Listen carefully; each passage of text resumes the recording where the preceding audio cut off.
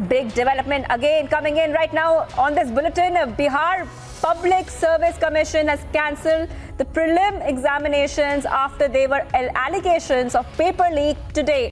In the NEET UG paper leak case, there is a probable involvement of an interstate gang and role of Bihar's notorious Solvers gang. BPSC 67वीं Bihar police constable, BPSC TRE 3, NEET UG, नाम अलग अलग हैं, साल अलग अलग हैं, लेकिन सवाल एक ही है, पेपर बाहर कैसे पहुंचा। कहीं परीक्षा रद्द करनी पड़ी तो कहीं दोबारा परीक्षा हुई और कहीं मामला गिरफ्तारी तक पहुंचा। टीआरई 3 मामले में जांच के दौरान अब तक 296 लोगों को गिरफ्तार किया जा चुका है। अब जरा सोचिए, अगर 296 लोग पकड़े जा सकते हैं तो पेपर लीक होने से पहले उसे रोका क्यों नहीं जा सका। आखिर इस पूरे खेल में कमी कहाँ है, आज इसी को बिल्कुल आसान भाषा में समझते हैं। बिहार की सरकारी नौकरी के लिए कंपटीशन कितना बड़ा है यह किसी से छिपा नहीं है। टीआरई 3 में 32,388 टीचर पोस्ट के लिए करीब 6 लाख उम्मीदवार शामिल होने की बात सामने आई है। अब एक छोटा सा हिसाब देखिए, मान लीजिए किसी एग्जाम में 1 लाख स्टूडेंट्स फॉर्म भरते हैं और एवरेज फी 500 है, तो सिर्फ फॉर्म भरने से बिहार सरकार को करीब 5 करोड़ रुपए मिलते हैं।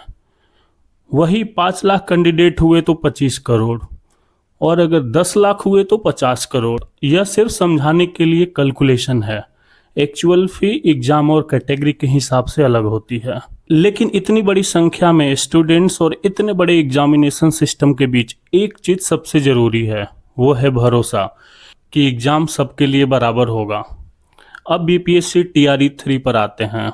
इस मामले की जांच ईओयू यानी इकोनॉमिक ऑफेंसेज यूनिट ने की।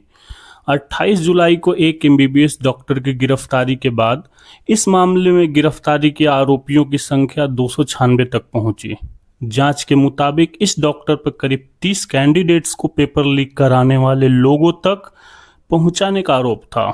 इन्वेस्टिगेटर्स के अनुसार उसे हर कैंडिडेट के लिए 50,000 देने का वादा किया गया था। यानी मामला सिर्फ एक स्टूडेंट के गलत तरीके से पेपर हासिल करने तक सीमित नहीं था। जांच में ऐसे कई लोग सामने आए जो पेपर पाने या दिलाने की कोशिश में जुड़े बताए गए। अब यहाँ से एक बड़ा सवाल निकलता है, इतने लोगों तक पेपर या उसकी जानकारी पहुंची कैसे? और इसका जवाब हमें पेपर की पूरी जर्नी में मिलेगा। हम एग्जाम हॉल में बैठकर पेपर देखते हैं, लेकिन उससे पहले पेपर कई जगहों से होकर गुजरता है, जैसे प्रिंटिंग, पैकेजिंग, ट्रांसपोर्टेशन, स्टोरेज और फिर एग्जामिनेशन सेंटर पे आता है। हर अलग अलग लोग, अलग अलग जिम्मेदारियां और अलग अलग सिक्योरिटी होती है। अब अगर पेपर बाहर पहुंचा तो सिर्फ यह जानना काफ़ी नहीं है कि उसे बेचने वाला कौन था, यह भी पता करना जरूरी है उसके पास पेपर आया कहाँ से, किस स्टेज पर सिक्योरिटी कमज़ोर हुई, किसे पेपर तक पहुंच मिली और उस समय पूरी प्रोसेस की जिम्मेदारी किसके पास थी। क्योंकि पेपर लीक अक्सर सिर्फ एक व्यक्ति की कहानी नहीं होती, एक जगह की छोटी सी चूक भी आगे चलकर हजारों स्टूडेंट्स की परीक्षा पर असर डाल सकती है। अब आते हैं एक ऐसे हिस्से पर जिस पर आमतौर पर चर्चाएं कम होती है, वो है एग्जाम कराने वाली प्राइवेट एजेंसीज। 2023 में बीएसईबी ने अहमदाबाद बेस्ड ईडो टेस्ट सॉल्यूशंस को ब्लैकलिस्ट किया था।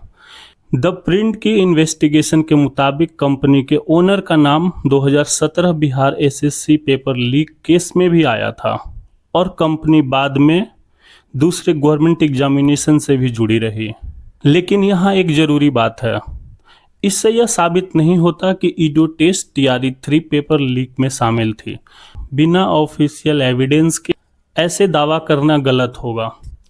लेकिन इससे एक सवाल ज़रूर उठता है, जब किसी प्राइवेट कंपनी को लाखों स्टूडेंट से जुड़ी परीक्षाओं की जिम्मेदारी दी जाती है तो उसकी पुरानी हिस्ट्री कितनी अच्छी तरह चेक होती है और कॉन्ट्रैक्ट मिलने के बाद भी उसके परफॉर्मेंस और सिक्योरिटी व्यवस्था पर नज़र रखी जाती है या नहीं। अब तक हमने पेपर और उसके संभालने वाले लोगों की बात की, लेकिन असली तस्वीर इससे बड़ी। एक बड़ा गवर्नमेंट एग्जाम सिर्फ क्वेश्चन पेपर से नहीं चलता। फॉर्म भरने वाले व्यवस्था, technology, printing, data, logistic, exam centre, security और कई तरह के सर्विसेज, सब मिलकर पूरी परीक्षा चलाते हैं, यानी इसमें एक नहीं कई हिस्से जुड़े होते हैं। और यही वजह है पेपर लीक होने पर सिर्फ एक व्यक्ति को पकड़ लेना पूरी कहानी का अंत नहीं हो सकता। क्योंकि अगर एक आदमी पकड़ा गया लेकिन यह पता नहीं चला कि उसे मौका मिला कैसे, तो उसी जगह से आगे फिर कोई दूसरा रास्ता निकल सकता है। इसलिए असली जांच का सवाल होना चाहिए गलती किसकी थी के साथ साथ सिस्टम में मौका किसने भी है। भारत में 2024 private examination prevention of unfair means act भी है। इसमें सीरियस अनअफेयर मीन्स के लिए 3 से 5 साल तक की सजा और 10 लाख तक फाइन हो सकता है। और अगर एग्जाम से जुड़ी सर्विस प्रोवाइडर एजेंसी अनअफेयर मीन्स में शामिल पाई जाती है तो 1 करोड़ तक का फाइन और आगे एग्जाम कराने पर रोक जैसी कार्रवाई हो सकती है। यानी कानून में सजा का प्रावधान है, लेकिन सजा बढ़ा देने से एक सवाल खत्म नहीं होता, क्या हमारा सिस्टम लीक होने के बाद कार्रवाई करने के लिए तैयार है या लीक होने से पहले उसे रोकने के लिए भी। क्योंकि बिहार का स्टूडेंट स्पेशल फेवर नहीं मांग रहा, वो बस चाहता है जिसने मेहनत की सिलेक्शन उसी का हो। एक पेपर लीक से सिर्फ परीक्षा खत्म नहीं होती, किसी का 1 साल चला जाता है, किसी परिवार के हजारों रुपए खर्च हो जाते हैं और सबसे बड़ी चीज मेहनत और सिस्टम पर भरोसा टूटता है।